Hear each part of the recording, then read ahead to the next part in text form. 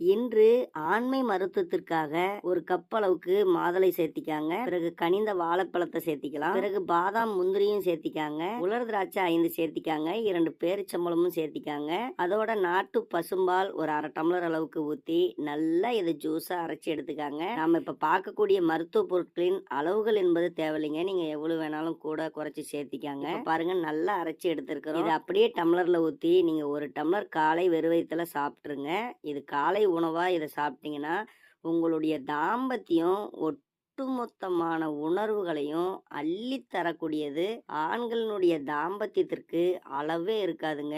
அவ்வளவு வேகத்தை தரும், அவ்வளவு உணர்ச்சியை தரும். மேலும் இந்த மாதிரி மருத்துவ குறிப்புகளை நம்ம சேனல்ல தொடர்ந்து பார்க்கணும்னா மறக்காம நம்ம சேனலை சப்ஸ்கிரைப் பண்ணி பெல் ஐக்கானை கிளிக் பண்ணுங்க. அதாவது நம்ம சேர்த்திருக்கக்கூடிய இது எல்லாமே ஆண்களினுடைய நரம்புகளை நல்ல விரைப்படைய செய்யும். ஆண்களினுடைய நரம்புகளுக்கு நல்ல வீரியத்தை கொடுக்கும். ஞாபக சக்தியை ரொம்ப அதிகரிக்குங்க. நம்மளுடைய உடல் எவ்வளவு வயதானாலும் சரி இளமையோட இருக்கும். ஏன்னா இது ஒரு அமிர்தம்னு சொல்லலாம். ஏன்னா அவ்வளவு மருத்துவ குணங்கள் இதில் அடங்கியுள்ளது. அதனால ஆண்கள் கட்டாயம் எடுத்துக்காங்க. இதை சின்னவங்க பெரியவங்க எல்லாமே சாப்பிடலாம். உடலுக்கு அதிக நன்மைகள் தான்.